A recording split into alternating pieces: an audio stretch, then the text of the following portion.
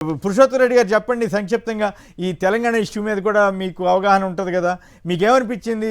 ఈ ఈ గోదావరి జలాల ఇష్యూ, కాళేశ్వరం ఇష్యూ చుట్టూరే తిరుగుతూ ఉంది తెలంగాణ రాజకీయం. ఇప్పుడు రేవంత్ రెడ్డి గారికి కేటీఆర్ గారి మధ్య సంవాదం జరిగిన సమయంలో హైదరాబాద్ సమగ్రమైనటువంటి నీటి ప్రాజెక్టు ఇష్యూ చర్చకు వస్తా ఉంది.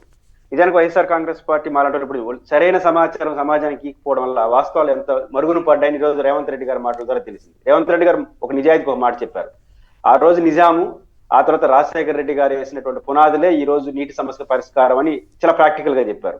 నిజానికి కొమ్మినేని గారు హైదరాబాద్ కృష్ణా జలాల్ని తీసుకొచ్చింది రాజశేఖర రెడ్డి గారు. కానీ ఎంత దూరదృష్టితో వారు ఆలోచించారంటే, మనకు కృష్ణా నదీ జలాలు తగ్గిపోతున్నాయి రాను రాను, అంటే వాటర్ యొక్క లభ్యత. అందుకని దూరదృష్టితో రాజశేఖర రెడ్డి గారు ఆ రోజు ముఖ్యమంత్రి అయిన వెంటనే 2005లో ఒక ప్రణాళిక, ఆ రోజు జవహర్ రెడ్డి గారు వాటర్ బోర్డు వైస్ చైర్మన్ గా ఉన్నారు, ఐఏఎస్ ఆఫీసర్. ఆయనకి పురమాయించి ఎంటబడి శ్రీపాద ఎల్లంపల్లి సాగర్ ఈరోజు రేవంత్ రెడ్డి గారు చెప్పారు, అక్కడి నుంచి నీటిని ట్యాప్ చేసి గోదావరి నీళ్లు కూడా హైదరాబాద్కి ఇవ్వాలి, అప్పుడే శాశ్వత పరిష్కారం వస్తుందని ఒక దూరదృష్టితో విజనరీగా ఆలోచించారు. ఈ రోజు అది వర్కౌట్ అయ్యి హైదరాబాద్ లో శాశ్వత నీటి సమస్యకు పరిష్కారం లభించే పరిస్థితి కనిపిస్తోంది. దానికోసం ఎంత ఎక్సైజ్ చేశాడు, 100 కోట్లైనా పర్వాలేదు చేస్తే, ఎందుకంటే ఒక దూరదృష్టి, ఎందుకంటే గోదావరి నీళ్లు ఎక్కువగా ఉన్నాయి, మనకు అందుబాటులో ఉంటుంది. ఆ రకంగా ఆ రోజు తీసుకొచ్చిన ప్రయత్నం చేశారు. అయితే నా అభిప్రాయం ఏంటంటే, యాజ్ రాయలసీమ ఇంటలెక్చువల్ ఫోరం గా మేము ఇట్లా ఆలోచిస్తున్నాం పాజిటివ్ గా. నిజానికి కొమ్మినేని గారు, హైదరాబాద్ అనేది Krishna basin, not Godavari basin. ఎందుకంటే మనకు మూసీ ఉంది, మూసీ వచ్చి కృష్ణకు ఉపనది ఉంటుంది.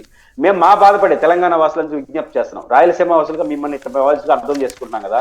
రాయలసీమకు జగన్మోహన్ రెడ్డి గారు రాయలసీమ ఎత్తిపోతల పథకం ఇట్లా చేస్తే మీరు కృష్ణా బేసిన్ లో ఆడున్నారు, మీకు పెన్నా బేసిన్ లో ఉన్నారు, 4 చుక్కలు నీళ్ళు తీసుకుని మేము ఇప్పుడు అట్లా మాట్లాడితే గోదావరి బేసిన్ తీసుకొచ్చి ఇక్కడ హైదరాబాద్ గడ్డ తీసుకొస్తారని సాధ్యం కాదు. ఇది దూరదృష్టి ఆలోచించండి. ఆ రోజు రాజశేఖర రెడ్డి గారు ఎట్లయితే ఆలోచించారో, మనకు నీళ్లు ఎక్కడ ఉన్నాయి, ఎట్లా తీసుకుని ఆలోచించాలి. ఆ రకంగా ఈ రోజు రేవంత్ రెడ్డి గారు చెప్పింది అప్రోప్రియేట్లీ కరెక్ట్. చేవేళ్ల ప్రాణహిత గురించి మాట్లాడారు. ఎస్, రాజశేఖర రెడ్డి గారి విజన్ కరెక్ట్. శ్రేణివిత పావేద గారిని పూర్తి చేస్తుంటే ఈరోజు తెలంగాణ పరిస్థితి ఉండేది కాదు. ఈరోజు కాళేశ్వరం లాంటి డబ్బులు ఆడబెట్టుంటే ఇంకా బాగుండేది. కాబట్టి రాజశేఖర రెడ్డి గారు ఎంత విజనరీగా ఆలోచించాడు హైదరాబాద్ విషయం అనేది మరొక్కసారి రుజువు అవుతుంది. మనం చెప్పుకోకపోవడం వల్ల, వాళ్ళు ఎక్కువ చెప్పుకోవడం వల్ల అసలు రాజశేఖర రెడ్డి గారు చేసేసారు. శంషాబాద్ ఎయిర్పోర్టు శంకుస్థాపన ప్రారంభం 2 రాజశేఖర రెడ్డి చేశారు. కానీ అది కూడా మేమే చేసామని మాట్లాడే పరిస్థితి మన రాష్ట్రంలో చూస్తున్నాం. నిజాలు చెప్పకపోతే ఎలా ఉంటాయని రేవంత్ రెడ్డి గారు మాత్రం నిజంగా కాదు. హైదరాబాద్ అసలు మొత్తం నాదే అభివృద్ధి అంటారు. ఇప్పుడు నిన్న 12,000 కోట్ల రూపాయల విలువైన డ్రగ్స్ ని పట్టుకున్నారు కంపెనీలో. మరి ఇటువంటి వాటిని మాత్రం వాళ్ళ ఖాతాలో వేసుకోరు. అది ఇటువంటి వేసుకోమని నేను చెప్పను, కానీ ఆ డెవలప్మెంట్ అంతా ఆయనది అయితే మరి ఇటువంటి చాలా ఘోరాలు జరుగుతుంటాయి కదా, మరి అవి కూడా వాటికి కూడా బాధ్యత వహించాల్సి వస్తుందా?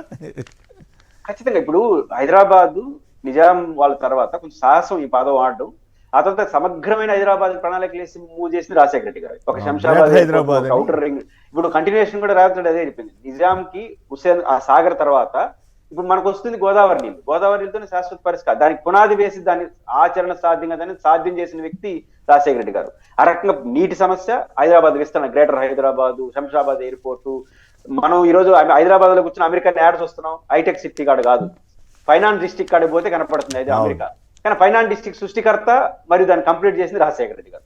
అంటే హైదరాబాద్ సమగ్ర అభివృద్ధిలో నిజాం తర్వాత ఒక పాలకుడుగా చేసింది రాజశేఖర రెడ్డి గారు. అది సమాజానికి చెప్పకపోవడం, అది తెలియకపోయింది. ఈ రోజు రేవంత్ రెడ్డి గారు మాత్రం ధైర్యం చేసి నిజం చెప్పే ప్రయత్నం చేస్తారు. అందుకు ఆయన అభినందించారు. రైట్.